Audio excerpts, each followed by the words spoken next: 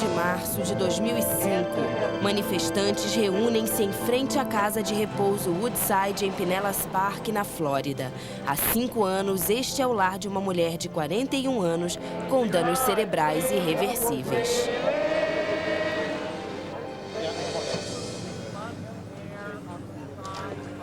O nome dela, Terry Schiavo.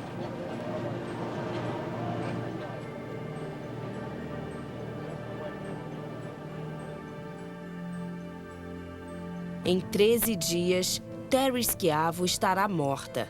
Apelos públicos, ações legais até a Suprema Corte Federal e uma tentativa do Congresso americano de intervir e aprovar uma nova legislação não bastaram. A morte dela marcaria o final de uma disputa familiar entre o marido e os pais de Terry. De um lado, Michael Schiavo tentando realizar o que ele alega ser o desejo da esposa: não ser mantida viva artificialmente. Do outro, os pais de Terry, Bob e Mary Schindler, que acreditam que a filha pode se recuperar e estão dispostos a assumir a guarda de Terry para cuidar dela.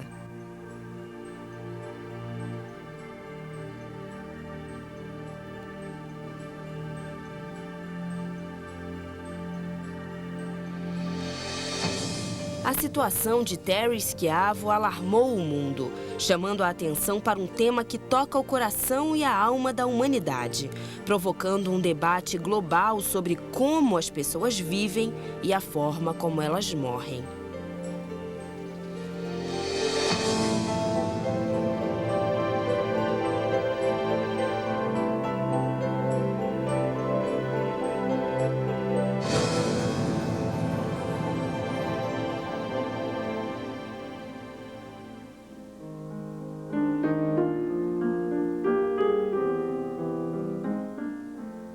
Terry. Era assim que parentes e amigos a chamavam. Teresa Marie era seu nome de batismo, a primogênita dos 3 filhos de Bob e Mary Schindler. Terry e os irmãos cresceram num bairro residencial da Filadélfia. Ela terminou a escola e foi estudar numa faculdade local onde conheceu Michael Schiavo. Eles se apaixonaram, casaram e se mudaram para a Flórida para ficar perto dos pais de Terry, que tinham ido morar lá por causa do clima mais ameno. Michael trabalhava como gerente de restaurante. Terry era secretária de uma empresa. Então, 5 anos depois do casamento, nas primeiras horas do dia 25 de fevereiro de 1990, Terry sofreu o que os médicos chamariam mais tarde de colapso causado por deficiência de potássio. O coração de Terry parou de bater e ela ficou sem oxigenação durante pelo menos 6 minutos, antes dos paramédicos ressuscitarem-na. O incidente a deixou com danos cerebrais graves e possivelmente irreversíveis.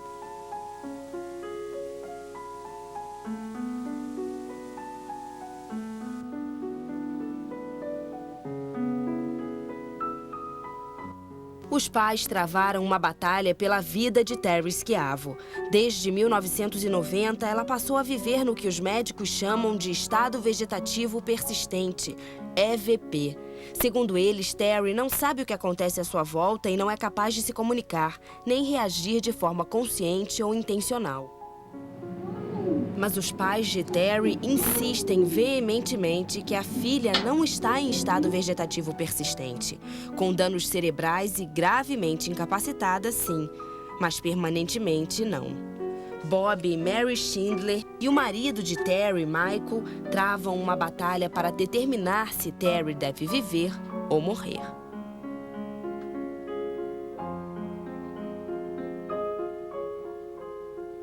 It's murder, and it's murder. The blood is not only on the judge's hands, it's on the husband's hands, and it's on the attorney's hands. Because I'm telling you, this is all contrived. And make no mistake about it. It'll be legalized murder. My client wishes Terry would get up tomorrow. I mean, he has no interest in preventing her from getting better. He'd be the happiest man on earth if his wife could get better. His interest is following her wishes, and if he had any credible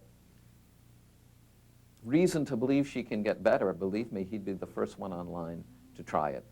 We cannot, as a society, kill people simply because they're too disabled to suit us. We can't do that. We're better than that. Terry passou os últimos 5 anos da sua vida internada nesta casa de repouso em St. Petersburg, na Flórida. Alimentada através de um tubo inserido em seu estômago pelo abdômen. Michael Schiavo insiste que a mulher jamais quis viver assim e, para honrar seu desejo, quer desligar o tubo de alimentação. Terry respira sem o auxílio de aparelhos e, segundo pelo menos um médico, não está sofrendo nem corre risco de morte. A única coisa fora das causas naturais que mataria Terry Schiavo seria a falta de comida ou bebida. Sem comida ou bebida, os médicos dizem que Terry levaria entre 10 e 14 dias para morrer. O caso de Terry provocou muitas emoções. Um lado diz que a suspensão da alimentação equivale à eutanásia. O outro lado defende que ela não tem chances de se recuperar e que o desejo da própria Terry nessas condições seria morrer. Essa é uma história cheia de complexos dilemas éticos e morais. O que é certo e o que é errado.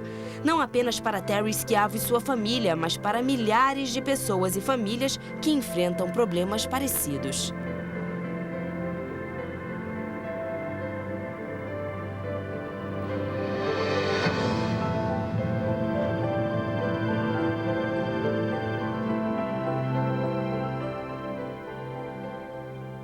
The problem cases are those in which the people closest to the patient don't agree on what would be respectful and dignified treatment. And that seems to be the case in Florida. End-of-life issues are very complicated because there are a lot of issues, end-of-life issues, certainly in intensive care units, where we have created a no-person zone. Technology has created a zone that nobody knows what to do with. And consequently, we have bunches of inexperienced, untrained, ethically untrained people making life and death decisions on technical terms alone and getting into all kinds of trouble. Having fights with families, making the family into the enemy. But one of the issues, of course, is who is paying for the care that she needs. Would she be a burden to them if they had to provide 24-hour a day, 7-day a week, 52-week a year care for her without the support of medical services? This is one of those ironic cases where so-called medical progress has created an ethical dilemma of a kind that simply would have been non-existent earlier. What are your impressions of As divergências em relação ao fato de Terry estar ou não em estado vegetativo persistente e dela querer ou não viver, dependendo das máquinas, são tão intensas e duradouras que o destino final de Terry Schiavo será decidido pelo sistema judiciário da Flórida.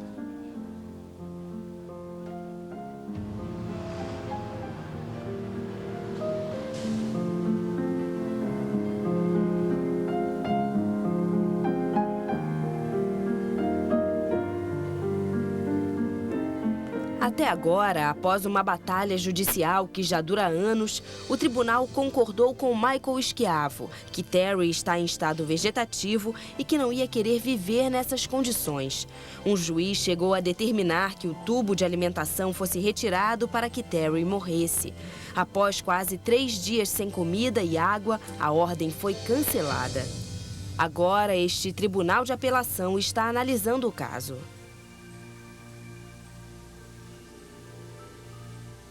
May God save the United States of America, the state of Florida, and this honorable court. A luta para manter Terry viva tem 2 questões centrais: se ela realmente está em EVP e seu suposto desejo de não querer viver nessas condições. She exhibits responses. She exhibits that reaction every time her mother first comes in the room. She has been medically sequestered, socially isolated. She's not been given a chance to get better. and that to end her life under these circumstances is nothing less than murder. In respecting her dignity, what Terry has left is for us to respect her free will, her choice. In this case, in a legal sense, is a case to enforce her constitutional right to refuse unwanted medical treatment. It's a case to enforce what the court has determined to be, by clear and convincing evidence, to be Terry's wishes. We give our express plea to the court to give a very definitive opinion, to circumscribe, according to the law, what the law of this case should be. So we finally give her the respect that she's entitled to have her decision carried out. None of them said that she's in imminent danger of death. You know, the fact that she can't bring a spoon to her mouth should not be a death warrant. You have to err on the side of life. A morte é parte natural e inevitável da vida. Apesar de nenhum de nós ser capaz de evitá-la, a morte e a ocasião da morte mudaram. Há 50 anos, morrer era relativamente simples. Naquela época, se alguém não estava morto, estava vivo. Morrer era morrer, viver era viver. Foi apenas nos anos 50 e com mais frequência nos anos 60 que as pessoas começaram a morrer em hospitais. Antes disso, a maioria morria em casa, cercada por parentes. Raramente havia médicos diretamente envolvidos na experiência da morte. Hoje, isso é bem diferente. Como a medicina moderna salva heroicamente mais e mais vidas, cada vez mais pessoas como Terry Schiavo recebem o diagnóstico de alguém em estado vegetativo persistente. Então, o que é exatamente isso? O estado vegetativo persistente é uma condição clínica de inconsciência completa de si e do ambiente, resultado de danos cerebrais que causam a perda de todas as funções do córtex cerebral. O estado também é acompanhado por ciclos de sono e vigília. Sem dúvida, o diagnóstico desse EVP é vago e duvidoso. Não é categórico como um diagnóstico de câncer ou diabetes. O diagnóstico errado é comum. Segundo um estudo, em até 40% dos casos, o diagnóstico de EVP é equivocado. O juiz da Flórida, George W. Greer, determinou que, apesar de Terry Schiavo ser vista reagindo a comandos, as reações dela eram muito pouco frequentes para que se concluísse que Terry não está em EVP. Mas a dúvida persiste. Ela está em EVP e inconsciente ou está consciente com danos cerebrais graves?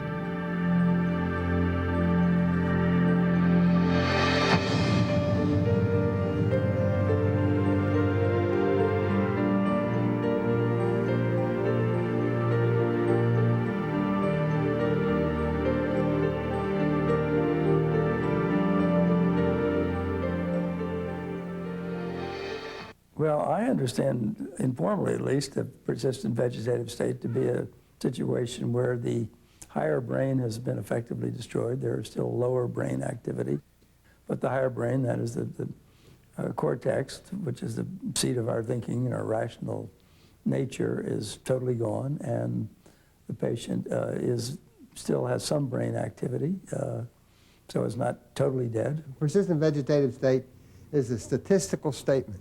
It's a statement of classification. All classifications have edges that are not that or more than that. So that's one. It's not a fact like the temperature. It's an opinion based on a set of criteria which this patient probably doesn't entirely meet. There is no objective test that will tell you the patient is not conscious. So what the doctors do is they do these various neurological tests, and they make a judgment about whether these reactions are reflex or conscious. Normally when we talk about a disabled person, we're still talking about somebody who is a person in some meaningful sense of that term. Namely, they have the ability to think, they have the ability to interact with others, they're aware of themselves, and that'd be the most worst, some quadriplegic. I mean, they can think, they can have feelings, they relate to other people, they can be severely disabled or even Even, you know, people who were in the old days when they had iron lungs before polio, they were just lying there, you know, totally immobile.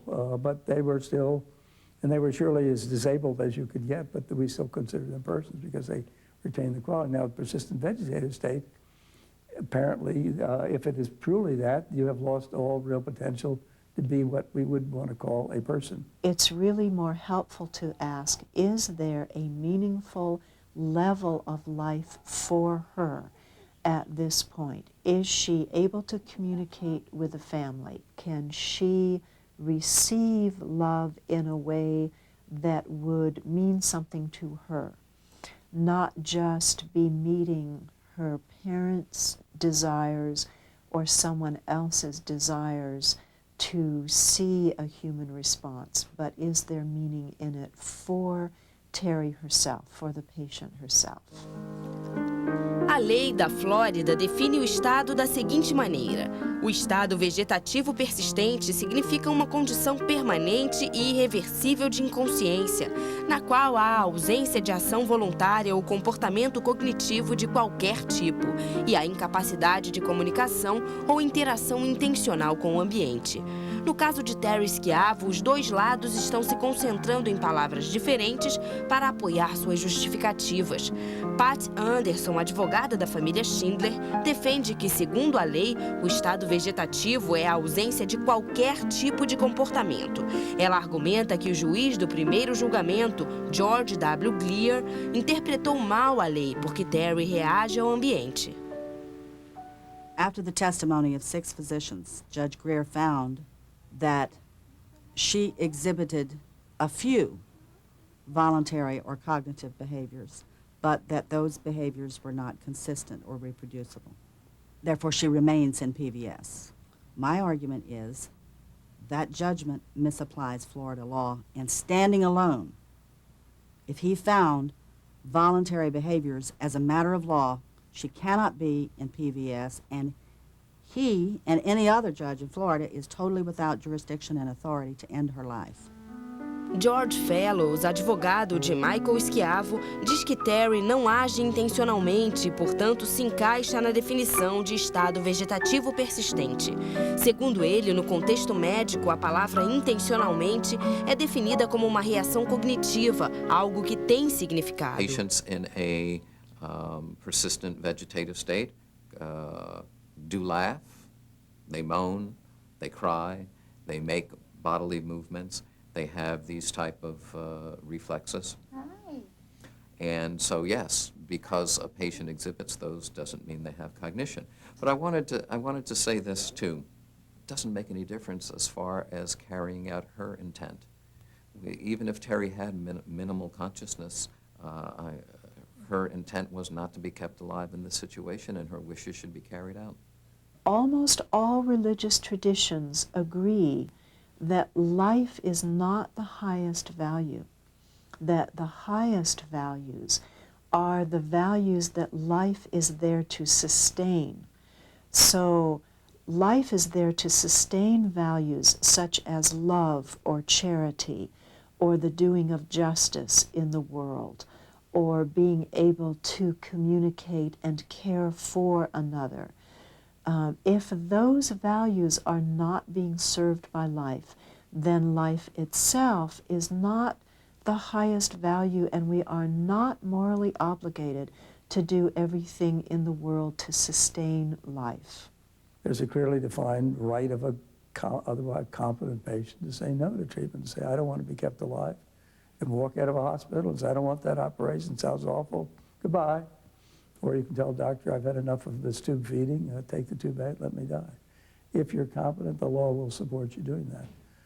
Now, beyond that, the difficulty is, of course, what if you're not competent? What if you're unconscious? Then the family has to decide, and there's often debate about how you should pull that off, too. Vegetativo persistente, as dúvidas continuam. Michael Schiavo não concordou em ser entrevistado para o programa, mas ele declarou que, desde o colapso de Terry em 1990, ela nunca reagiu a um simples comando, a nada.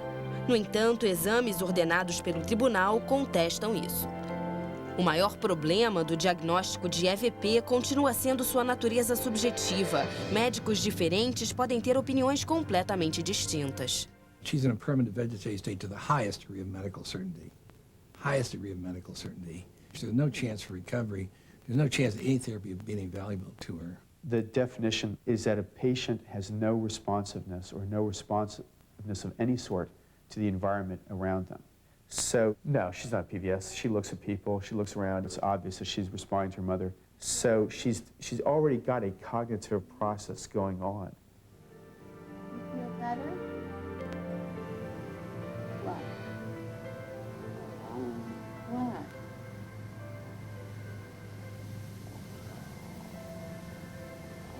What? All right, okay. Thanks very much. Ron Cranford é um conceituado neurologista de Minneapolis. Ele depôs como testemunha especialista em cerca de 12 casos de eutanásia nos Estados Unidos. Estas são imagens do exame de Terry Schiavo, que foi instrumental na determinação do tribunal e na confirmação do diagnóstico de EVP. My examination, mainly, when you examine a patient like this, see if they have visual pursuit, see if they follow with their eyes. So when you walk in that room and you look at Terry and she doesn't follow you with her eyes, which she didn't, that by itself was a strong indicator that she's not aware. Because almost always the first sign is visual pursuit and or visual fixation. When they look at you and they follow you, consistently and reproducibly. And so if she did that, if she came out of the vegetative state, it would be something that would be obvious to you or me to anyone. She didn't have any of that. Como parte do exame, o Dr. Cranford pediu que Terry acompanhasse o movimento de uma bola de encher. Can you see that? Okay. All right. Look over here. Look over here. That's fine. Look over here. Okay, look over here. That's it. Look at there. Now come on over here. Now come on over here. Oh, you see that, don't you, huh? You do follow that a bit, don't you, huh? Apesar de Terry parecer seguir a bola e dos elogios do doutor ao cumprimento da tarefa, mais tarde ele declararia que Terry, sem dúvida, estava em estado vegetativo persistente. 2 or 3 times it looked like she tracked for a few seconds. And I think she probably did track for a few seconds. But that's not seeing. That's a brainstem hypothalamic mediated reflex. Because it's well known that patients in a vegetative state can do certain things which look scary. And one of them is now and then they can track for a few seconds. That's just a visual orienting reflex. Quando perguntado por que elogiou a capacidade de Terry acompanhar a bola, o Dr. Cranford disse que elogios fazem parte da rotina. I talk to the patient when I do that, whether vegetative or whether minimally conscious or whether demented. I think it's just decency to do that. It's routine for me to do that. I do that all the time. William Ramsfar também é neurologista. Ele administra o Instituto Neurológico Ramsfar em Clearwater, Flórida, e soube do caso de Terry pela televisão. Ramsfar também examinou Terry e não tem dúvida de que ela não está em estado vegetativo persistente. She's partially blind. She has probably a spinal cord injury. And she has tremendous difficulties with speech. She really can't speak at all, although she can make sounds and make sort of an early type of speech.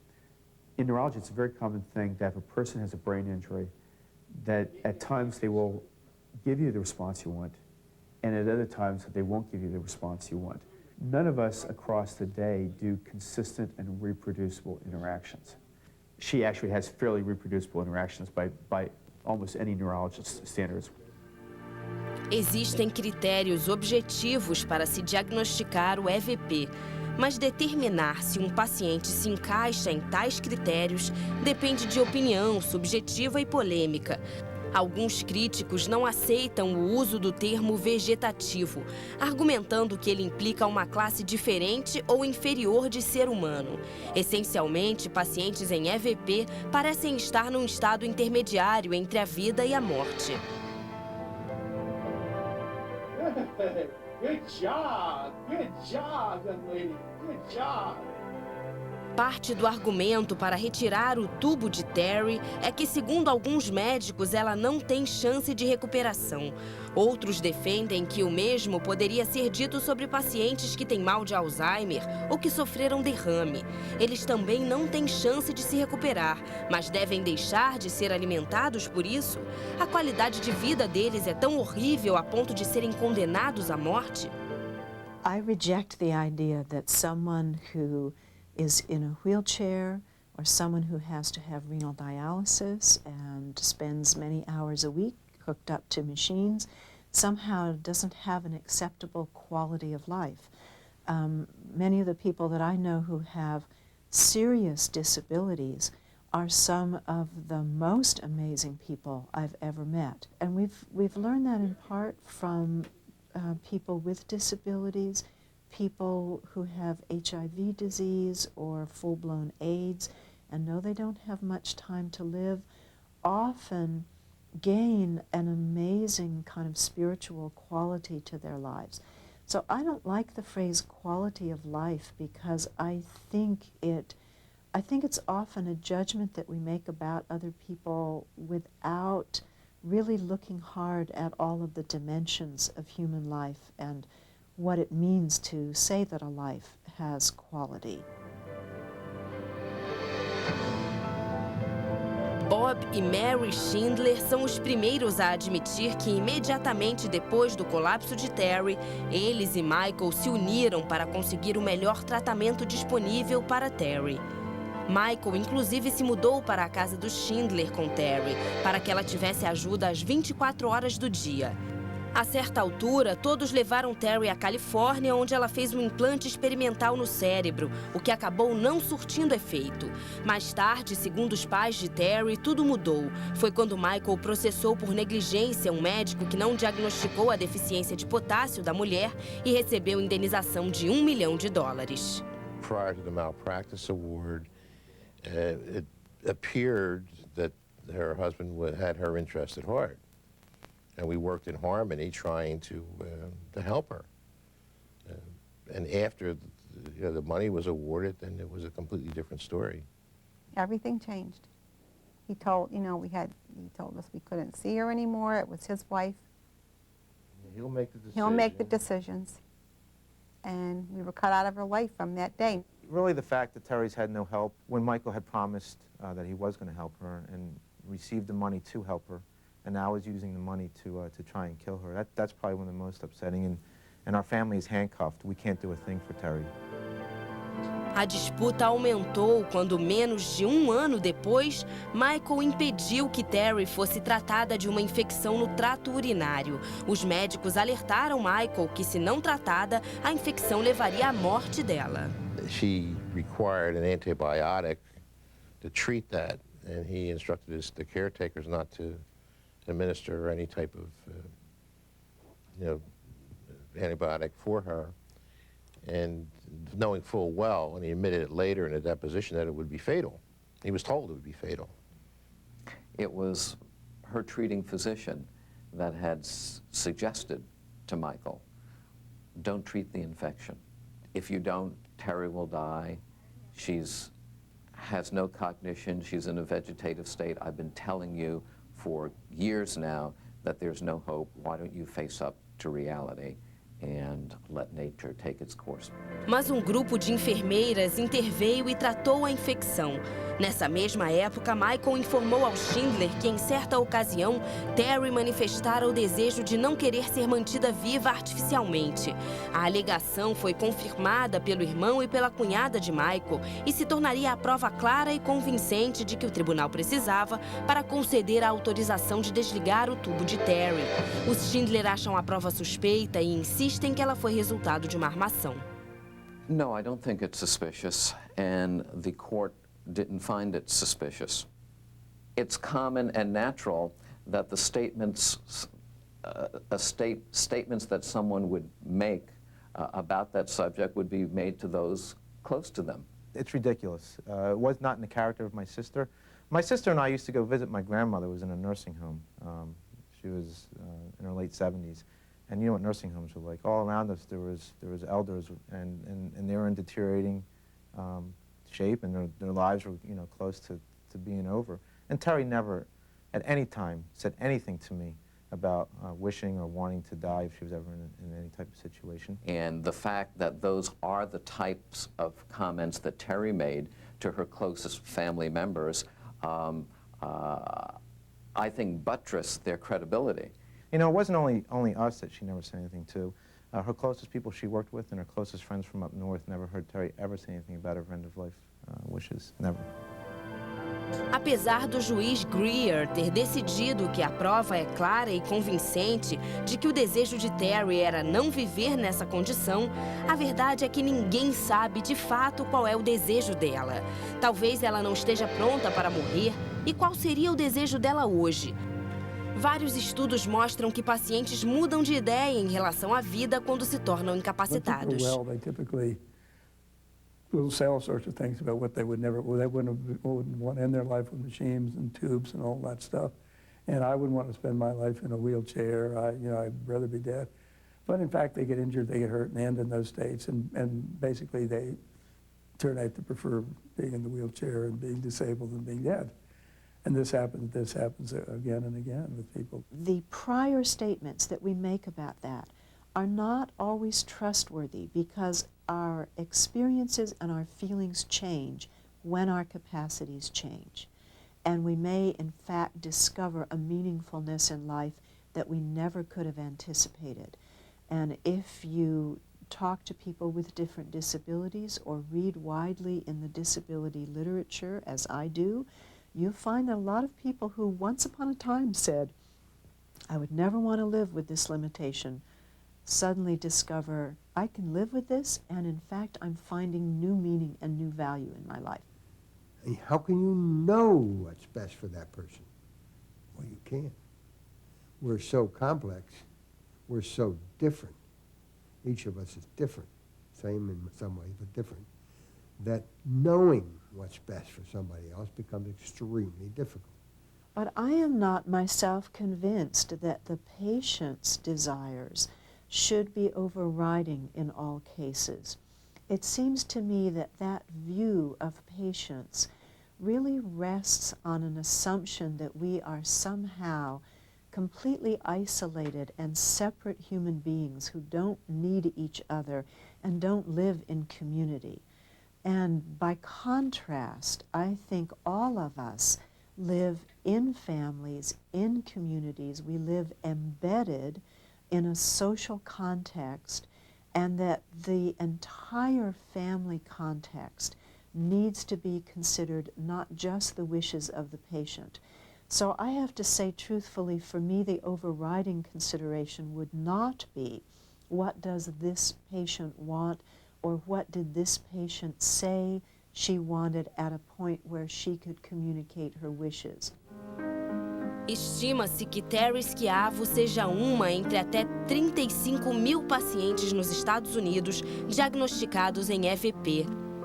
Mas a dúvida em relação a quantos desses pacientes podem ter sido diagnosticados equivocadamente persiste. Enquanto os dois lados continuam lutando pelo que acreditam ser certo, algumas perguntas continuam sem resposta. Uma das maiores dúvidas em relação a Terry Schiavo é se ela tem chance de melhorar através da fisioterapia. Ainda se discute calorosamente sobre a quantidade de fisioterapia que Terry recebeu desde sua parada cardíaca em 1990. Segundo a família, praticamente nenhuma. O advogado de Michael diz que isso não é verdade, mas o fato é que nos últimos 5 anos ela não recebeu fisioterapia. Casas de repouso simplesmente não oferecem fisioterapeutas para pacientes terminais. O objetivo dessas instituições é cuidar de moribundos e não reabilitar quem tem chances de se recuperar. Ninguém sabe como e se Terry reagiria a um regime intensivo de fisioterapia. As opiniões dos médicos são contraditórias e controversas. She should have rehabilitation. There's no point in it. Why would a speech and language pathologist come in to a patient who has no chance of recovery and try speech and language? The odds are overwhelming that she can be helped by any number of therapies. It used to be thought that when a person had a brain injury that there would be improvement in the first 3 to 6 months or maybe 9 months after the injury. And then after that, the odds of improvement were very slight. But that was before we had technique to increase blood flow into the brain and into those damaged areas. That's just shameful. That's just disgraceful. I don't know how he can say that in court and speak publicly. He's... Durante os exames encomendados pelo juiz, o Dr. Ramsfar conseguiu esticar o braço esquerdo de Terry quase completamente. Em seu depoimento no tribunal, ele disse que acha que poderia ajudar Terry fisicamente e ainda reverter alguns de seus danos cerebrais. A SPECT scan is a nuclear medicine study that looks at brain tissue and can identify brain tissue from scar tissue. And in her case, it showed evidence. She had evidence of quite a bit of brain tissue, maybe 70 or 80% of normal amount of brain tissue is present in her skull. When blood vessels are injured in the brain, they narrow and cut off some of the blood flow to the brain. When the blood flow gets cut off to the brain either becomes injured or it becomes partially injured. And what we're really doing is trying to increase the blood flow through those damaged blood vessels back into the brain to get healing to go on. A terapia se chama vasodilatação. É um tratamento não invasivo com remédios comprados em farmácia. O Dr. Ramsfar diz tê-la descoberto tratando pacientes de derrame que sofriam de enxaqueca. Mas o médico admite não ter publicado nenhum relatório sobre o suposto sucesso de sua terapia, particularmente em pacientes em EVP. Well, no, we don't have published statistics on patients in PVS. We have a small number of videotapes of patients who have been in PVS. Most of our patients had no changes in their neurological condition, their brain injury, their stroke for several years before we started treating them, sometimes out to 20 years. To think after 12 years she has any chance of recovery, let alone the treatment they're using and suggesting the vasodilator therapy and the hyperbaric oxygen is bizarre and bogus and fraudulent at 12 years out. And within 3 weeks, over 90% of patients had major neurological improvement, either identified off of psychological testing, which meant that they were aware and alert and following ideas and thoughts, or off of physical therapy testing, and usually off of both areas. About 40% of people had what's called functional improvement in that they could do new things around the house that they couldn't do prior to starting treatment. People come along and tell this family that she can improve is just brutal, shameful medicine. What that means is that no matter when the injury occurred in a stroke or a brain injury or a cardiac arrest or coma, when it's neurological or a spinal cord injury, no matter when it occurred, there remains an area of neurological tissue, of brain tissue or spinal cord tissue that can improve even years down the road. Jeffrey von Wachenfeld foi ferido num acidente de carro em 2004. Ele sofreu traumatismo craniano e os médicos disseram aos pais de Jeffrey que ele jamais voltaria a andar ou falar. Disseram que só um milagre faria o rapaz voltar a ser o que era antes, mas o tratamento do Dr. Ramsfar está dando resultado. Within 2 months of first treatment, he started talking, and his tone and spasticity decreased by about 80%. You know, about 2 months ago, the state of Florida concluded a many-year investigation on our therapy, and the judge ruled that I was the first physician in history to treat patients successfully to restore deficits following stroke. No caso de Terry Schiavo, os exames gravados parecem indicar que ela tem reflexo de sucção, o que seus pais alegam ser um sinal de que ela pode ser alimentada e mantida viva sem o auxílio de aparelhos. Em sua primeira ordem para suspender o tubo de alimentação, o juiz Greer não permitiu que se testasse se ela poderia ser alimentada pela boca. Judge Greer said, I don't want that girl fed. I mean, we could give her a little bit of pudding or something if we were allowed to see if she could swallow, but I can't do anything. When they brush her teeth, she swallows all the water and stuff that, you know, or... From what I've been told, she consumes all of her saliva. She doesn't drool. At all. She Does doesn't not drool. for years. I've been advised by people that if you feed someone like Terry who hasn't had any type of oral intake, if you feed them liquids, they'll have a difficult time with that. You have to give them something that is more or less like a... The problem is going into your lungs. It can go into their lungs. They're going to aspirate. And aspirate. So we're afraid Well, we wouldn't do anything. to do that without medical supervision, first of all. I'd be scared to death to do it. I would never do that. For a court to say withdraw the feeding tube and don't try to spoon feed, that would be unusual. and I think somewhat controversial, unless it's based on medical statements that if we try to do that, she'll swallow it and aspirate it. The real issue may be, can she be sustained without a feeding tube? If she can be sustained without a feeding tube, what would be the reasons that we wouldn't do that? They would surely have to focus on her own well-being and on the burdensomeness to her or to her family of trying to sustain her in that way. If the family wants to try to take her home and feed her by mouth and see if they can manage that, it seems to me that's a very legitimate request on their part, unless the judge has determined that there is something about her life that is too burdensome. If the parents are willing to take care of this woman, and they have the means, and they're not going to scarify her or, you know, light cigarettes on her tummy or something like that, they're real. It's like when somebody dies, who counts most, the person that died or the survivors? Are we concerned in end-of-life issues by survivors? Of course we are. Because when somebody dies, where's the pain? It's in the survivors. Could you mitigate that, make it better for them, make life better?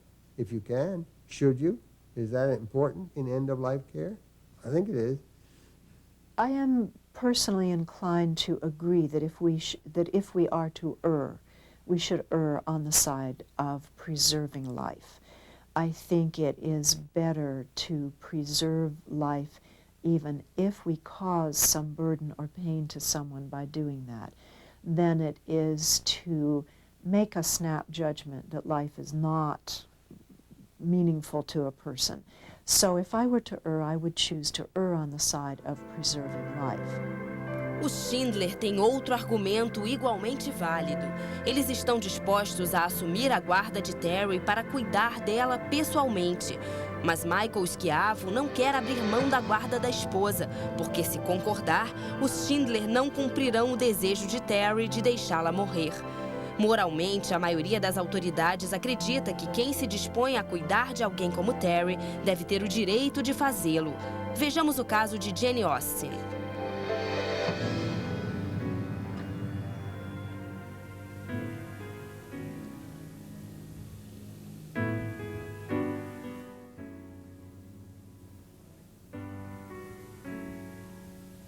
Em 2003, durante sua primeira semana de aulas na faculdade, Jane Austen foi gravemente ferida quando um caminhão de lixo bateu no carro em que estava. Quando os paramédicos chegaram, Jane não estava respirando. Eles trabalharam rápido e conseguiram ressuscitá-la, mas nem toda a tecnologia médica foi capaz de reverter os danos cerebrais que sofreu. Hoje, Jane mora com sua mãe, Sandy, e seu padrasto, Chuck Albrecht. Apesar de não ter recebido o diagnóstico de alguém em estado vegetativo persistente, a mãe dela acredita que este seja o seu caso.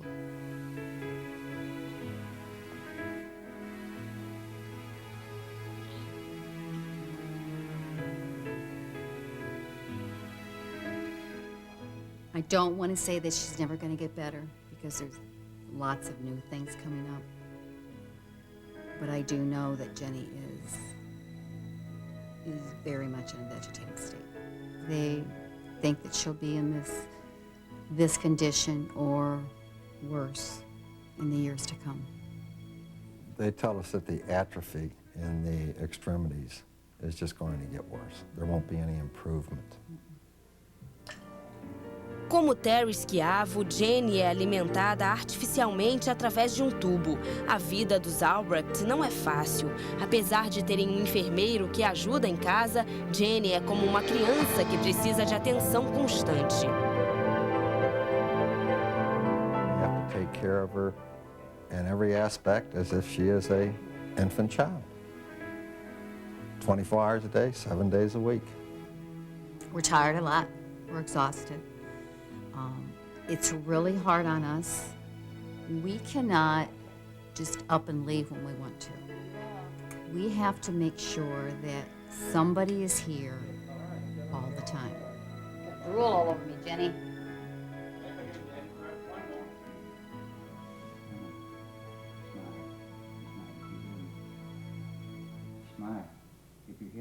Aparentemente, o estado de Jenny é pior do que o de Terry.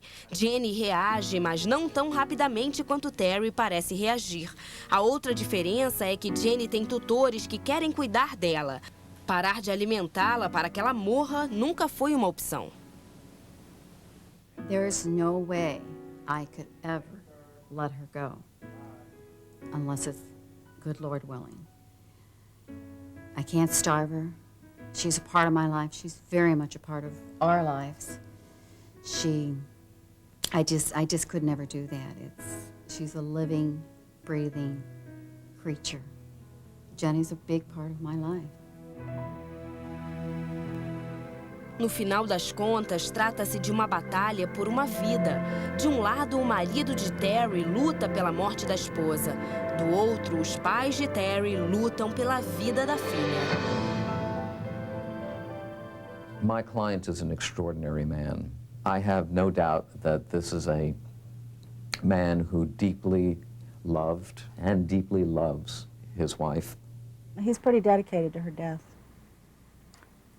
He is the only one who knows in his heart why he is doing this. Nobody begrudges his wanting to get on with his life. He's a young man. He's only 38 years old. He has a child now with this longtime girlfriend.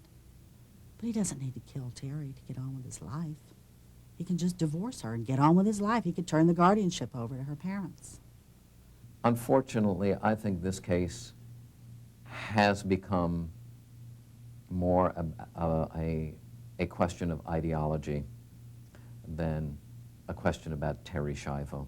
I think that is a disservice to Terry, and it almost has pushed Terry off to the side in this case, and the case is now being waged on the on the battlefield of ideology. I think that this is a thought-out plan to use Terry as a pawn and use her as an attempt to further a political agenda that allows euthanasia in this country. It's not a feeding tube issue. It's a question of whether Terry Schiavo should be allowed to live or die. So it isn't a causing death or making her die. It's a letting her die by stopping treatment.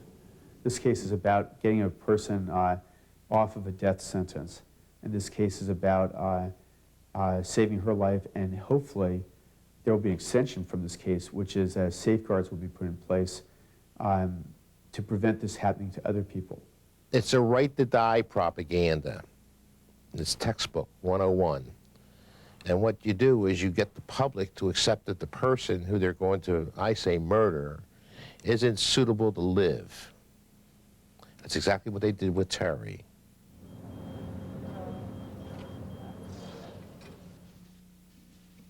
Ladies and gentlemen, the Florida Supreme Court. Please be seated. Quando a batalha legal chegou à Suprema Corte da Flórida, em agosto de 2004, o tubo de alimentação de Terry já tinha sido retirado 2 vezes. A primeira por 2 dias em 2001 e a segunda por 6 dias em 2003. The legislature has given the power to any person in the state of Florida to raise the question of the rights of a vulnerable adult.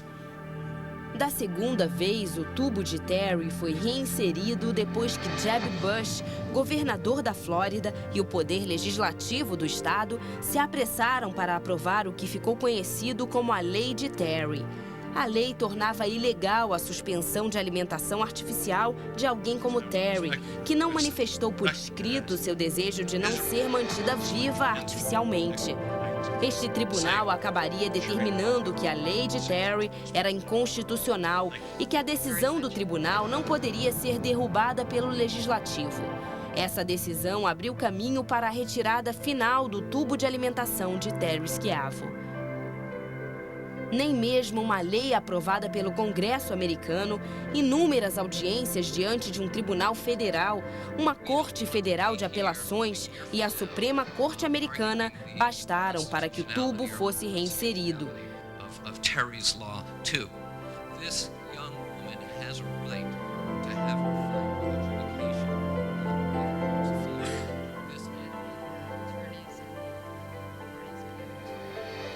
Thank you very much.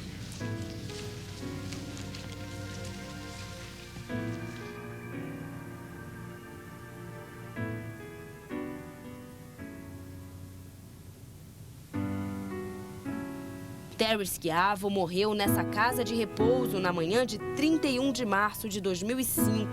Sua morte serviu para inflamar ainda mais os debates. Muitas questões ficaram sem resposta. Haveria a obrigação moral de fornecer nutrição e hidratação a Terry, mesmo ela estando em estado vegetativo persistente? Os tribunais tomaram suas decisões com base em depoimentos que apoiavam o diagnóstico de EVP. Há ainda uma outra questão. Terry Schiavo não seria meramente um ser humano incapacitado e merecedor dos cuidados mais básicos, como alimentação e água?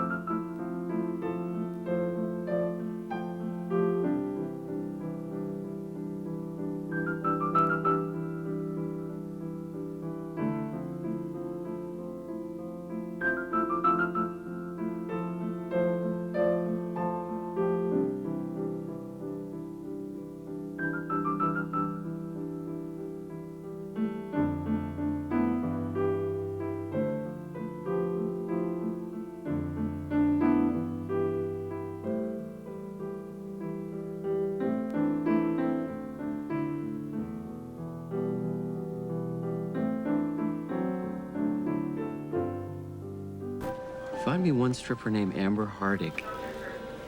Or not, okay. Non-stripper names. Desiree, Bambi, Candy Cane. Max. Maxine. Max Hardig. It's a cute name, isn't it? If you're a professional boxer, maybe. Can you believe we made this little creature? No, it's incredible. It's the most amazing thing we've ever done. I almost ran the marathon last year. If we're lucky, you won't inherit your daddy's sense of humor. Hello. Say hi to Bear. She hasn't even eaten anything while she's spitting up. Well, honey, we can't bug them again. Okay, okay. Sorry, it's our first kid. We're both a little panicky, I guess. Well, you gotta ask the pediatrician next time. I just delivered him. She spitting up? Yeah, I'm second time in an hour. You lived underwater for 9 months. You'd have a lot to spit up, too. Something wrong? A little lethargic. Well, we didn't think. She's hot. Is she, Hey, you season! Get the crash car! What's wrong? Some help in there! Oh, God. Is she all right? Audio access? No, Evan. What's going on?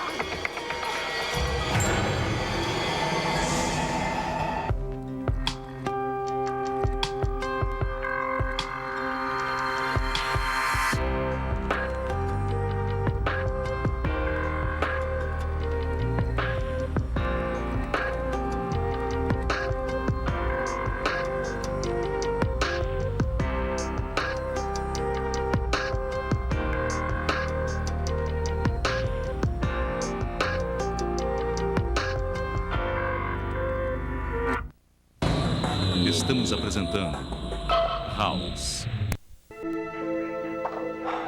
The MRI is back.